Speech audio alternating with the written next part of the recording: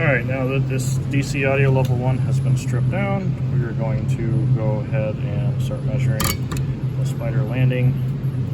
And we're going to measure the pole and the top leg gap. See what we got for a tolerance. So you can take any of these, as long as it's fairly accurate, get you in the ballpark. Looks like I got to zero that one out. Yeah, it's got a decent motive force on this thing. So it's on there. Try to slide it through.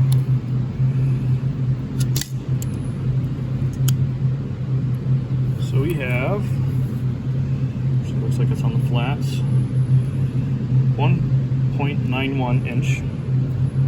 And then I'm gonna have to sit here and try to measure. Oh, it's really on there now. See if we can get a measurement with the other side for the outer gap.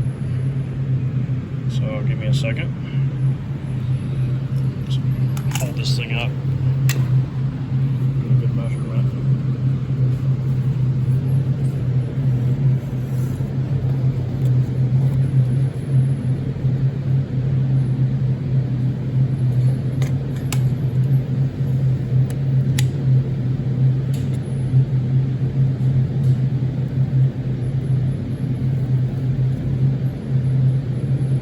Looks like I can't quite get it in there, but this gap is pretty small, so we're going to kind of just, it's a 6-bolt pattern, so I'm going to go across from each other, kind of just do a quick reference of how much we actually got. So that's pretty straight. That's just going inside, and that's just going inside.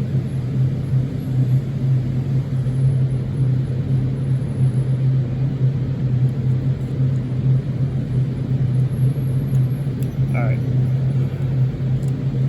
let's try this again.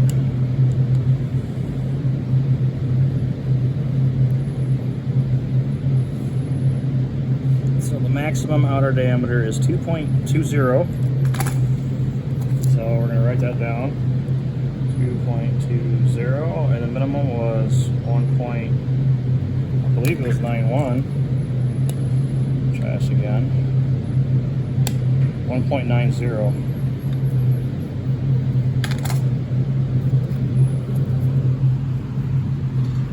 So now we have, this is our difference. So now when we go to loaderbase.com, you have to figure out a coil that'll fit between here. And you definitely don't want it close to there, you definitely don't want it close to there. So you want a coil that's probably right at, I'm going to assume, just under 2 inches for around the pole piece.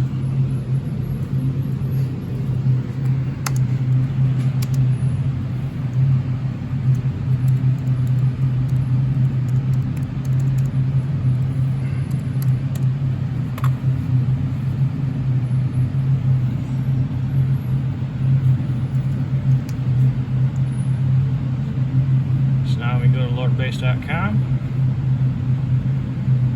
Look up 2-inch voice coils, and this one actually might have been the one I was looking at. It's a little cheaper than I said last night in the video. I haven't looked at it in a while. So it's a 4-layer, it's a single 4-ohm biflar coil, 1.7 inch winding. So we'll see how much. Get these parts out. So we're gonna measure this coil to see what it was at. And I don't really care about excursion, considering this is going to be a home theater sub, so actually more coil in the gap, in my opinion, should be better for more accurate motor force. So this little coil is just under 1 inch tall. So that's 1.7. I could always put spacers underneath this basket and space it up a little bit if I had to, and then the coil will sit maybe directly in the middle. I'll probably put 2 spiders. This only came with 1, so this is only a single spider. So I will put probably dual spiders on this thing to stiffen it up, and then I'm going to put it in a very large sealed enclosure. So yeah, everyone talks on car audio about if the sealed box is too big, it can't handle much power. Well, this is home theater. This is a totally different ball game. We're not trying to get numbers. We want accuracy. We want the movie to come alive. Let's see what we got here. So this outer diameter is 2.11 and the inner is 2.018. So 2.20, 2.11. So we have 10 thousandths of a gap around the outside. So that might have a little coil rub on some high excursion from the actual the wire. Might hit the top plate a little bit, but then again, the calipers were kind of inside because of the magnetic forces. Yeah. So I think this coil should work. Single 4 ohm. 4-layer Captain former too, so that's got a plastic former on it. It's the highest temperature plastic former, kind of like what JL Audio and I think Kicker uses on some of their stuff. If you look up Hutchison Car Audio, he will show you that a Captain former has less eddy currents, I think he calls it. So basically when he drops the coil in the gap, it falls right down. There's no slow reaction time because the magnetic field is trying to travel through aluminum, and it travels through the plastic a lot easier, less resistance. So it should be a very accurate sub after this is built. So now we got to measure out the spider landing.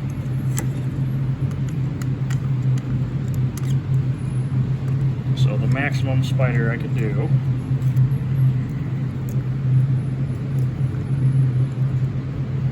well, looks like I need another tool.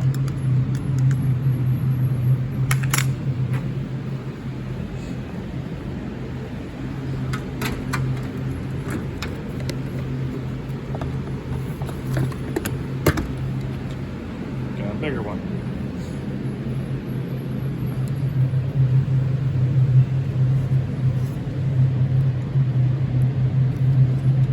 Give me a second.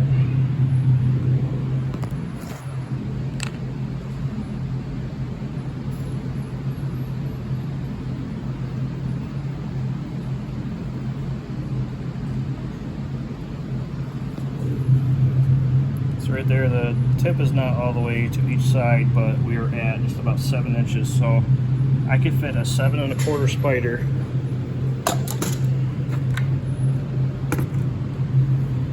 on. So they don't even have the full diameter spider on here, so they have like a 7. It's like a 7. Well, I don't know if they cut their own spiders. I guess they can use whatever they want, but the only thing Loader Base has for a 2-inch coil is either a 7 or a 7 1/4. So I can have this as the coil. I can do 2, where's the spiders at? There we go, 2-inch spiders. Looks like on the last page. I did say 7 1/4. 7.4.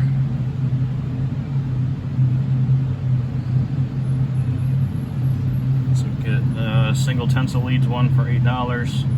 And do the second one, which would be sandwiched underneath, or I can flip this so the ribs are spaced apart and the only thing touching is the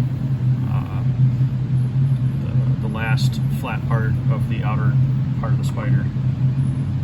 I've seen some other guys build them like that too. I've always stacked them together where they're kind of, and they seem to work just fine, but I'm going to try it the other way. Maybe that gives the spider to breathe better. I don't know if there's, because they're not rubbing as much together.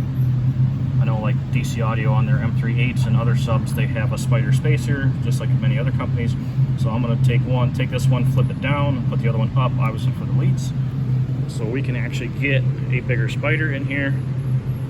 Not that it's going to need it, because this thing is only so deep. I'll show you.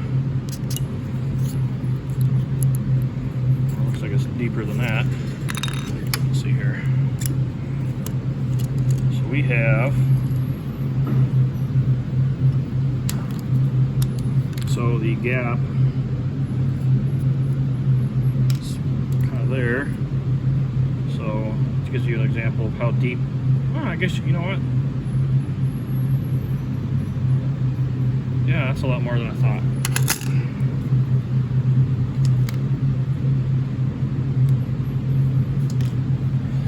So that'll happen with that, and then because this rubber surround is terrible for anything of temperature, and I tried multiple sealed boxes on these subs, and I'll tell you what, a Scar VD12 in a sealed box sounds 10 times better on 100 watts than this thing does on like 500 watts in a sealed box. It just sounds terrible.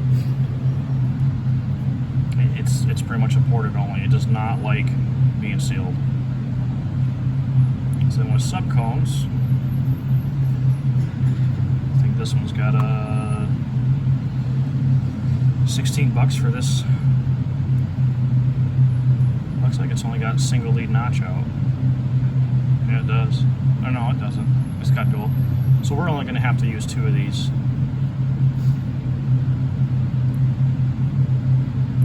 And this should fit over.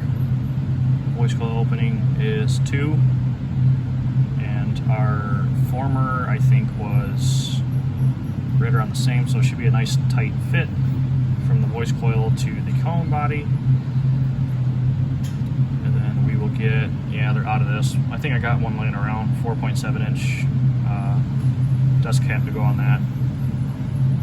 And then because the other one has leads, because the top spider is going to have leads, I will disassemble these, just probably get some other ring terminals and hook up one side, and we will have the push terminals back in use. So yeah, I'm going to finish cleaning up some of the glue on this,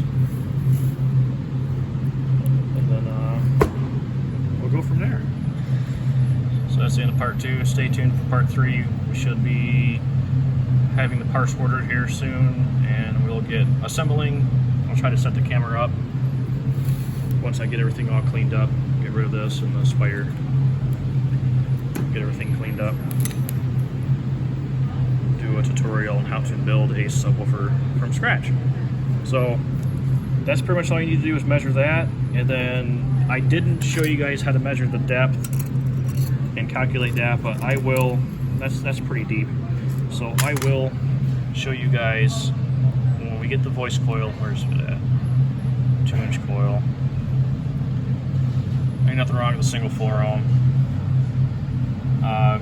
So like I said, this is 1.7 inch, so it's almost 3/4 of an inch longer of a winding. You can definitely tell in the picture.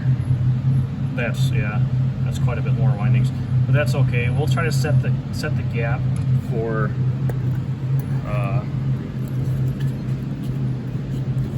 so that's all the way down. So we'll try to set the gap at halfway point. And because this is going in home theater, we're not really worried about home excursion or full excursion. So if that coil is too long, or when I set the 1.7-inch tall coil halfway in the gap and it's only able to go down a little bit before bottoming out, I will set it up a little bit higher. There should still be plenty of windings in the gap. And then being in a sealed box, I'm not looking to break world records. It's just supposed to sound good for home theater. So I did the same process when I got 2 Scar VD12s out of the trash, and I rebuilt them for like 38, 40 bucks a piece. So I think this should cost me definitely less than 50 to rebuild all this, even if I buy a carbon cap. So later, guys.